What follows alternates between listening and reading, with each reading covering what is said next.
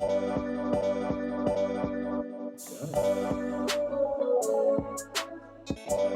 this is episode number 6 of Interracial Talks with Ken and Joe, and we have our guest Danielle. In our last episode we had a Danielle as well, so this is a different Danielle this time, to have a chat and to talk about being in a mixed race relationship and having children as well, and maybe some other stuff will come up, but I will let Danielle introduce yourself. Hi Danielle, tell us a quick bit about yourself, and maybe your family if you want to. Hi guys, so I'm Danielle. I've been with John for nearly 11 years, but we've been friends for a lot longer.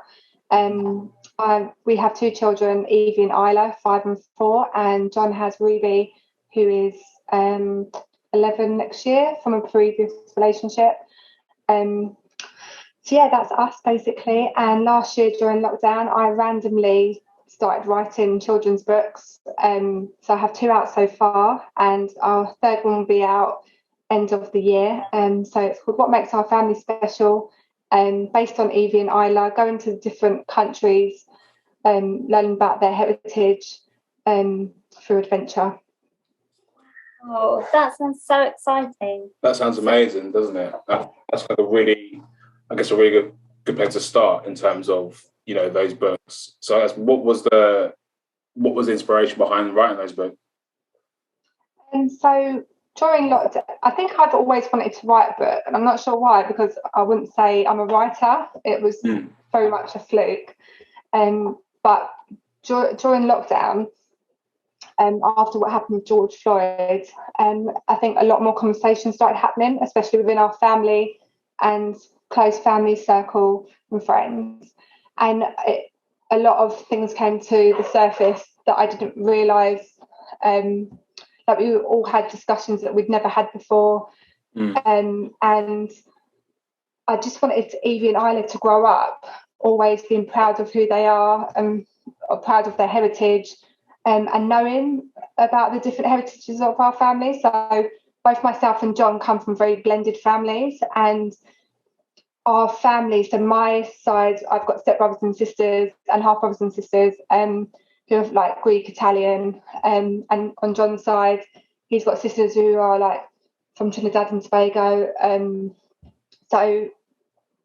we also have family members that are Jamaican, and we have people that are so close to us that they're basically our family. So the books are basically going to be about Evie and Isla going to the different countries and learning what's special about those countries.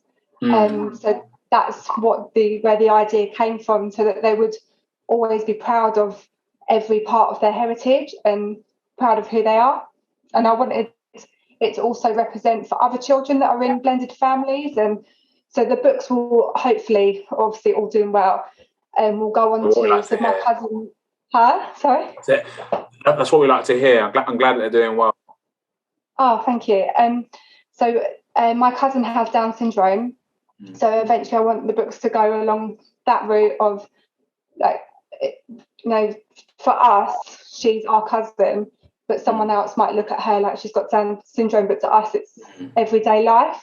So I wanted the books to go down that route, and possibly down the LGBT plus route, because we have family members who are a part of that community. So I just wanted it to, like, we're very fortunate that our family is so diverse, that and it makes our family special. So that's what the whole kind of reason behind it was. And I always want Evie and Isla to look at everything like it's the norm, because I was very fortunate to grow up that it was our norm. So that was like the sort of reason behind it. No, that sounds amazing. Like, it really is, isn't it? Yeah. I have so many questions going off in my head at the moment. I think maybe if I take a step back and go back to kind of the start of the inspiration around these books, and you mentioned that you guys had a lot of conversations that not necessarily you'd had before, maybe as a family. I just wanted to kind of get your experience of how those conversations were for you guys, maybe from your perspective as a white female, and just then thinking about different people's perspectives within those discussions, if that's okay. Yeah, so when so during lockdown, when a few restrictions started lifting, we're fortunate to have a big garden. So we used to have people come, like family members come around and we'd sit in the garden and chat. And our family, we're very lucky because we are very open and we will talk about anything and everything. And even if we've got different opinions, that's okay. So we would all be chatting and we'd all have our own opinions. And I usually just sit and listen at first, but it's like growing up, being in such a diverse city, that was my norm and my family's norm. So and we thought that was our friendship norm as well. But when these topics started happening and we started having these conversations, I realised that actually each of us have had different experiences. So that we'd never spoken about before. So when we heard of the different experiences, we were like, oh, we didn't realise that you felt like that. And because we'd never spoken about it. And part of me was like, oh my God, like that's awful. Why haven't we had these discussions? But we were never put in a position to have these discussions. And I don't know if that is that answering the question? I don't know. So yeah, no, definitely. Yeah, and I think that's, from my perspective in particular, that resonates with me a lot, because when you mentioned, in the past you'd been involved in these conversations, but you'd often sit back and kind of listen to what was being said. I totally resonate with that, because I think we've had conversations in the past where maybe I've mentioned something, or you and your friends have been talking, or your family, and I've often just thought maybe my place isn't within this conversation. I was kind of listening, but not really, I suppose, being an active person within the conversation. Yeah. But then when kind of, the things happen with the George Floyd murder and more people started to talk about things, that kind of increased my realisation of, actually I do have a place in, and talk about this and trying to think about how things can change. Did you and John ever have these sorts of conversations kind of prior to the BLM protests and George Floyd? No, so I was actually just saying that today. I was like, did we ever have any conversations? And he was like, we must have. And I was like, I don't remember us ever really having a conversation, because why would we? Like, and that might sound wrong, but I just never. I said, like, when I was at work, I used to just always obviously refer to John as John. And it wasn't until I brought Evie into work one day that they were like, oh, so John's black. And I was like, oh, yeah. And they were like, we never knew. And I was like, John's John, sort of thing. It was just never a thing, because that's John. Yeah. And it used to shock a few people, and they were like, we didn't know. And I was like, oh, okay. And then, but I do remember we did have one conversation that got a little bit heated. So where I work in photo shoots, I know how model agents work.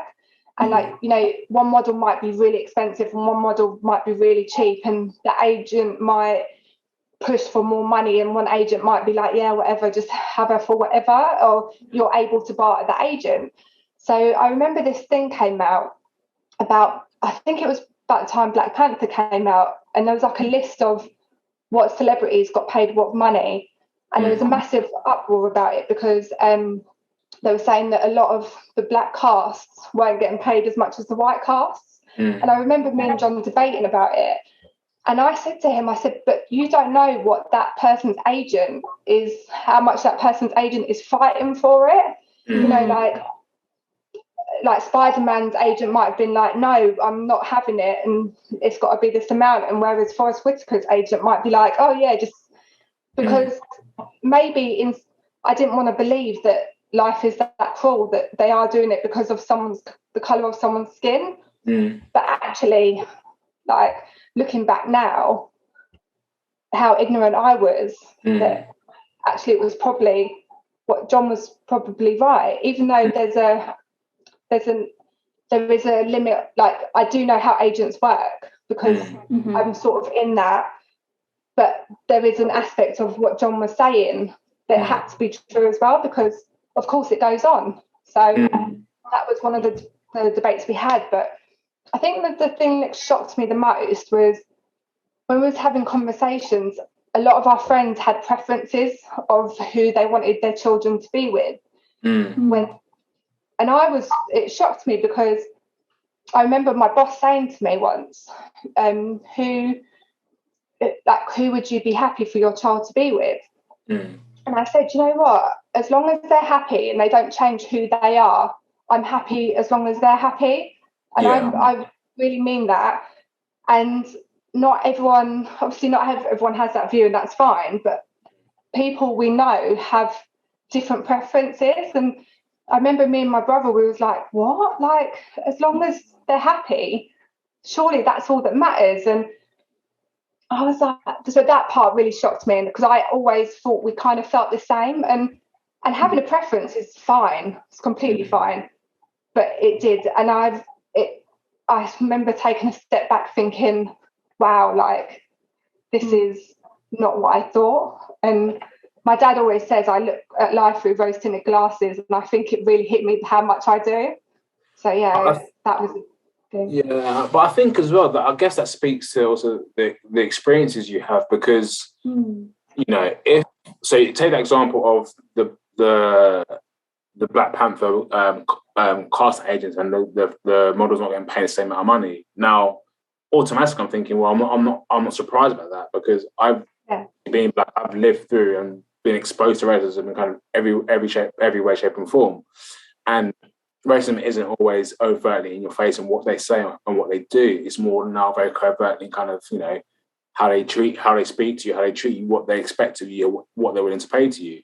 So, you know, when you then think about those kind of, I guess, you say look at life through rose-tinted glasses, I think that's not necessarily a criticism of you, but I think that's just kind of the experiences you've had. You ever had those experiences where you see life very differently?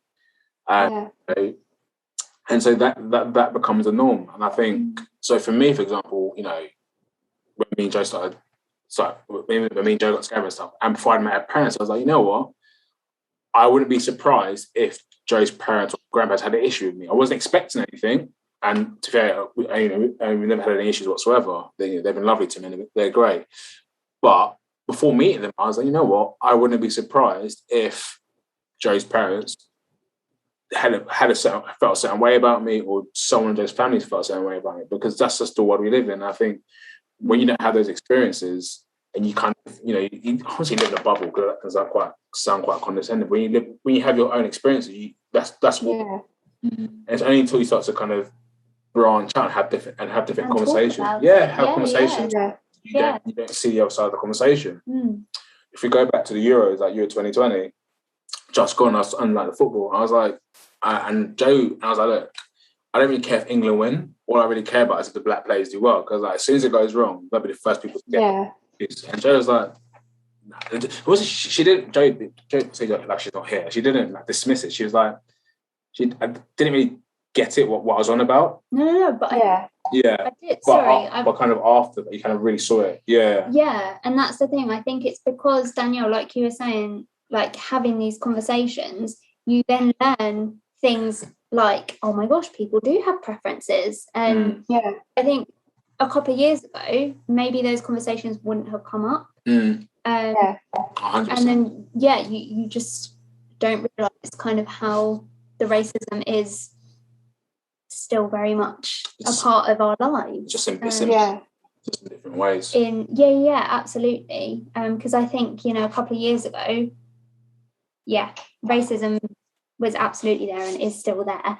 But maybe we weren't talking about it as much. So I think, I wasn't as shocked about things because I didn't really hear those types of comments. Whereas now, I think people talk about it a lot more, and you can see where biases and things are embedded.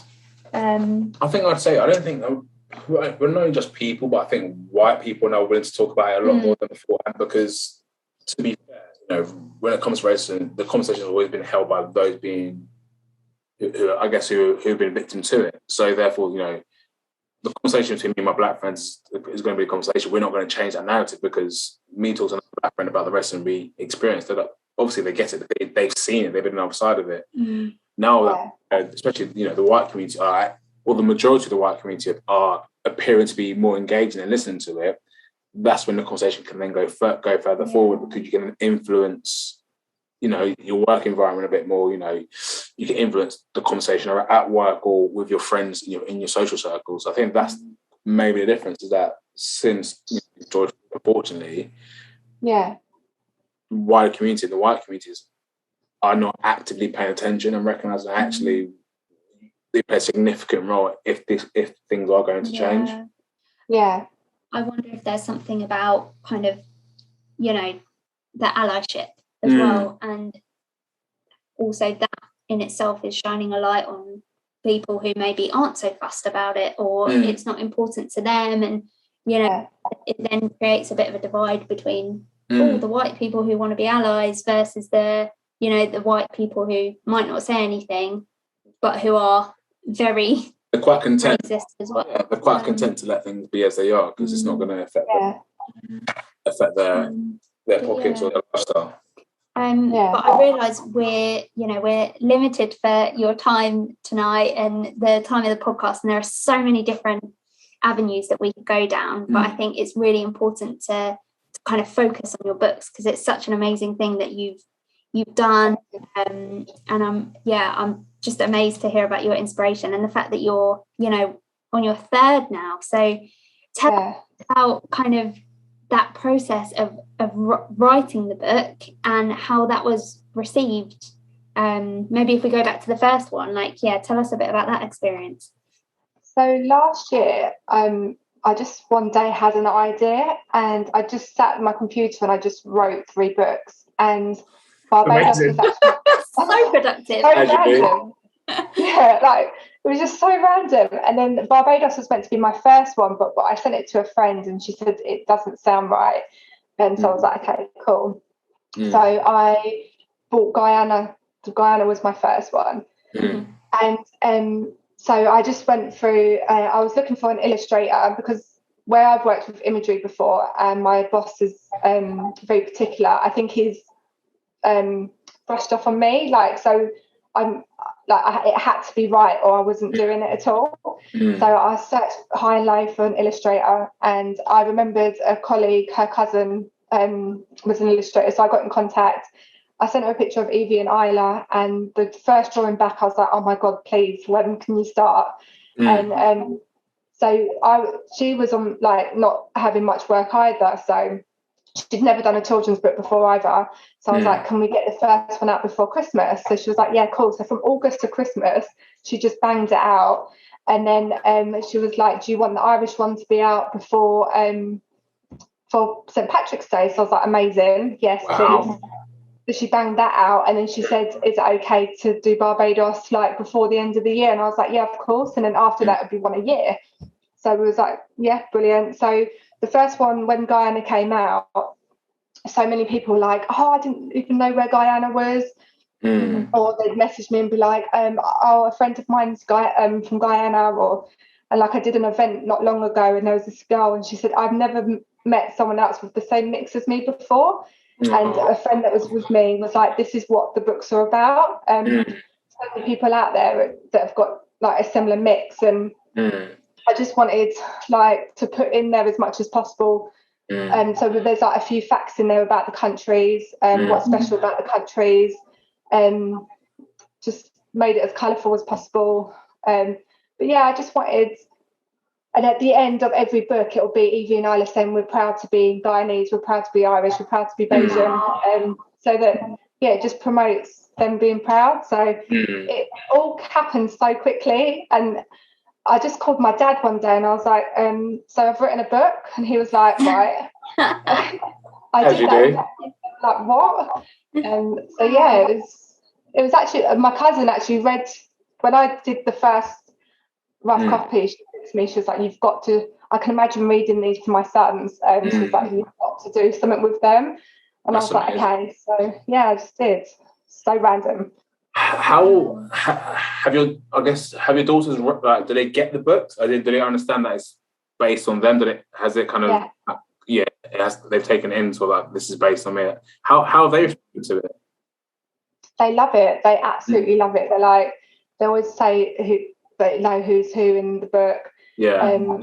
And randomly they'll be like, we're proud to be Guyanese, they're proud to be Irish.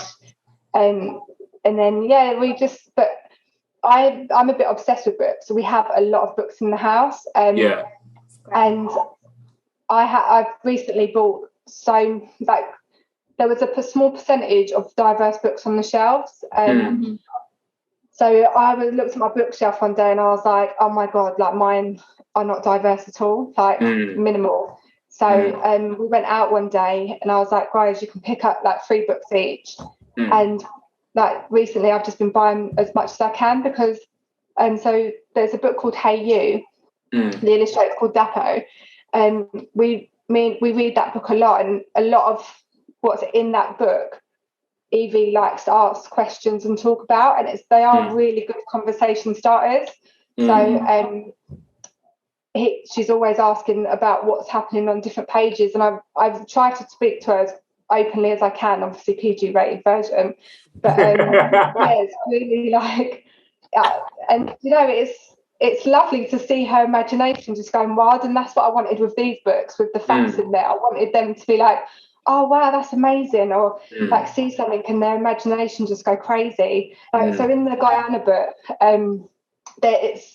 so in Guyana there's a lot of very large animals, and they've got like a giant river otter. And I remember reading the book at a school, and the teacher said to me, oh my God, is the giant otter really that big? And I was like, oh no, I've obviously exaggerated it for the children. I was like, it's big, but not that big. And she was like, oh, okay. So yeah. That's amazing. That's amazing that school have got on board with that as well. So it sounds, did they invite you in to read the book?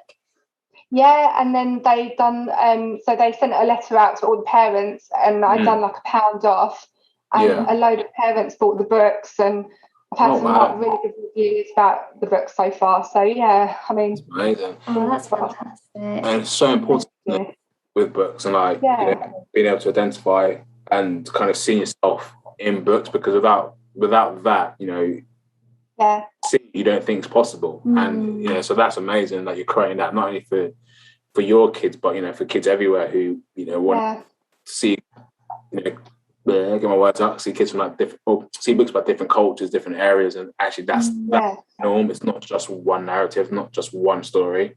I do get a lot. Oh, sorry. No, sorry, go on. I do get a lot of messages as well saying, oh, when are you bringing the Nigerian one out, or the Indian one out, or the Jamaican one out? And I'm like, oh, that's amazing. But so originally, like, it's about our family countries first, and then like we want to expand out. But it's like I think with the Guyanese one, I think a lot of people in the Guyanese community will buy it for someone that they know. So the whole point of the books is for all cultures, to learn about all cultures, and that's the bit that I'm getting a bit stuck with. That we was at an event and a lady came over and was like, what information do I need to give you? Like, how do I personalise the book for Jamaica? And I said, oh no, it's about Guyana and Ireland. And she went, oh, I thought you could personalise it. I said, no, but the Jamaican one is coming out eventually, like maybe book 4 or 5. I said, but this is it at the moment.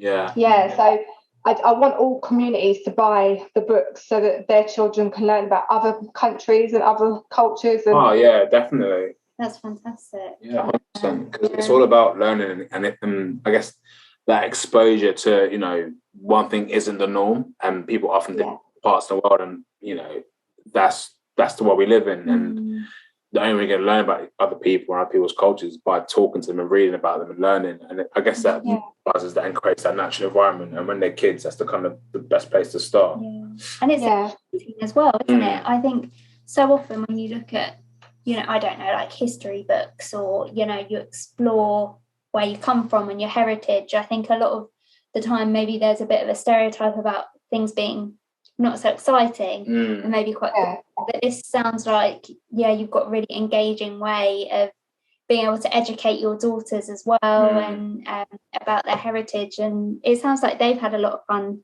reading for sure. Speaking of books, I want to take a slight turn. It's still book related, but I remember because we spoke about Carla's book, Race and Class and the Ruins of Empire, and I remember that you found that quite impactful on yourself. Is that fair to say? Yeah. So I saw that John was reading it, and I was like, so I thought he'd finished it, but he'd ended up listening to the audio version. So I started reading it, and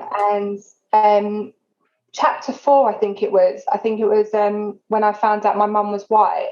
I literally cried because having Evie and Isla, they are, without like them, where they're my daughters and they're my children, there is no love like it.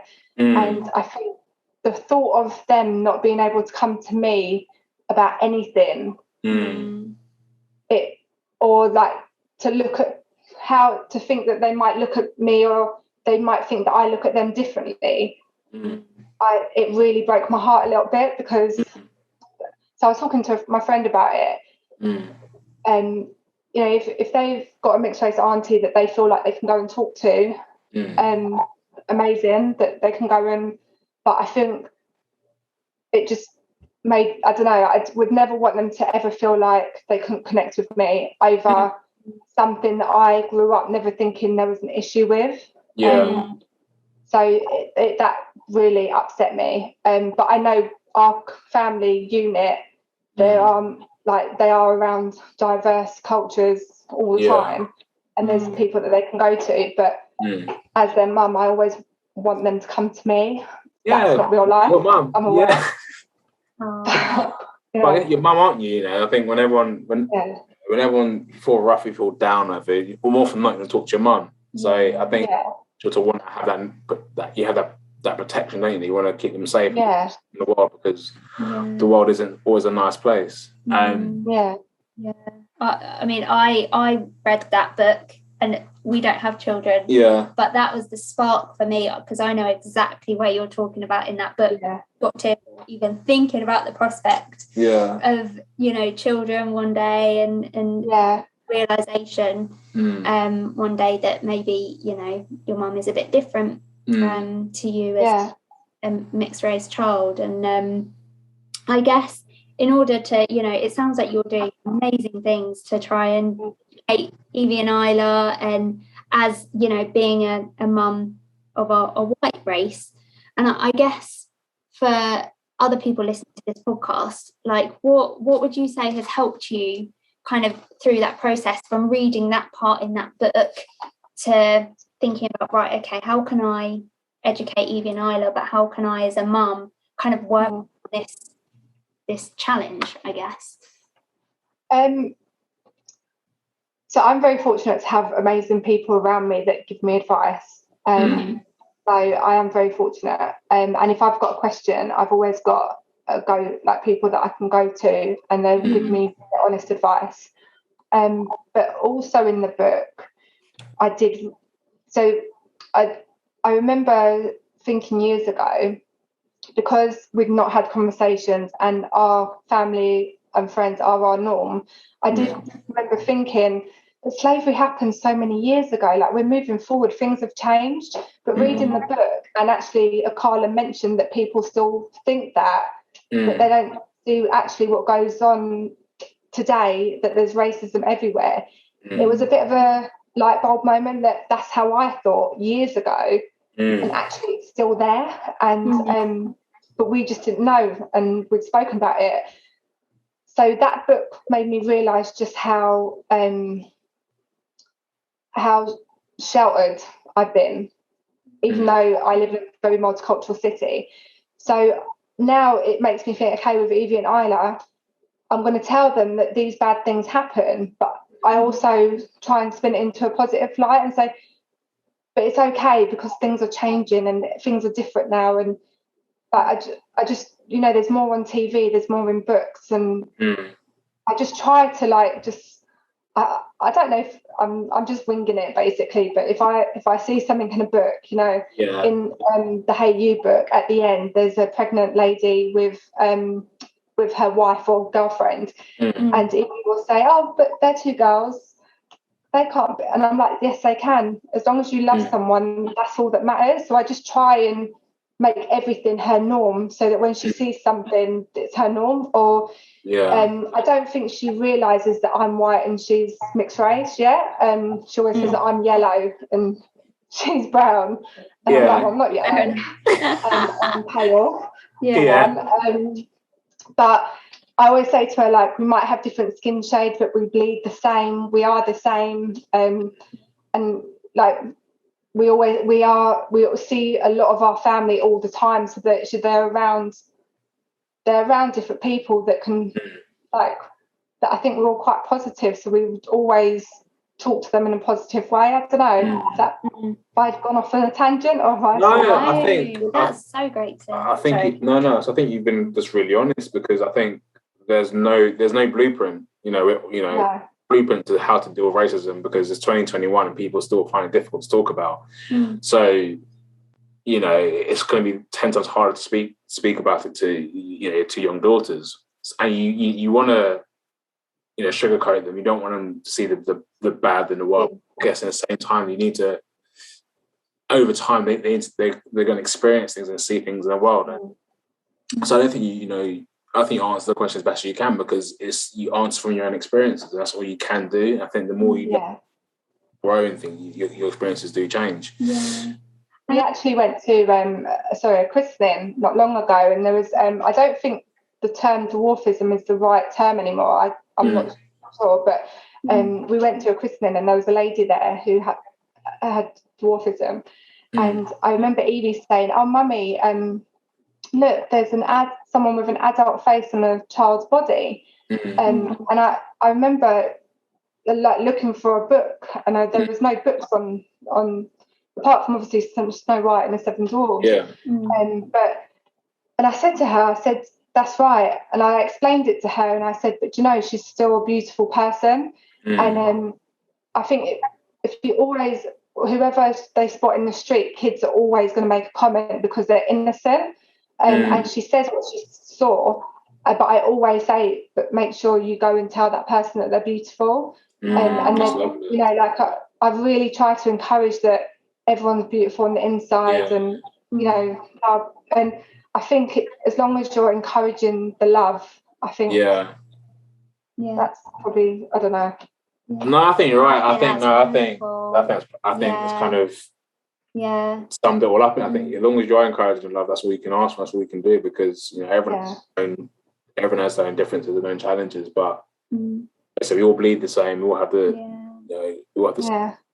same issues in different forms, but and I think that's something that I've taken away from this conversation this evening as well, thinking that thinking about things like Akala and experiences that I've read about of people who have mixed heritage or people of colour, like often these conversations have come up about difference because of something negative or stereotypes and things like that, but it really sounds like you guys are really encouraging the exciting part of finding out about heritage and the exciting things about being different as well, which I think sounds so encouraging. And I admire you, thank you, in that, because it's a big step, a scary step to kind of think about talking about things like that. So encouraging that communication from a young age as well, and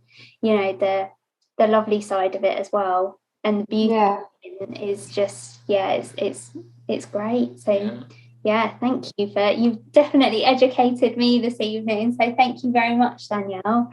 I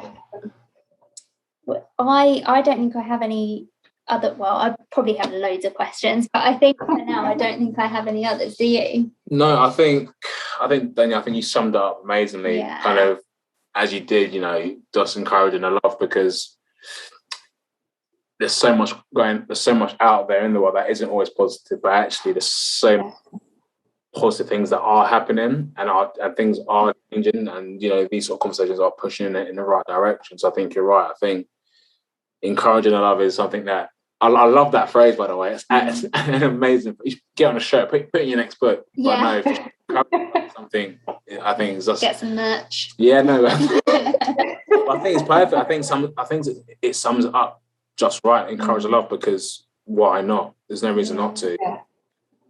So yeah, I think we'll call it there. Yeah, and I think, you know, I speak on behalf of us who are not parents yet, but I know that we will definitely go and buy those books when 100%. we have kids. And yeah, to be fair, before we have kids, Yeah. because they sound pretty cool. They sound pretty amazing. Thank you.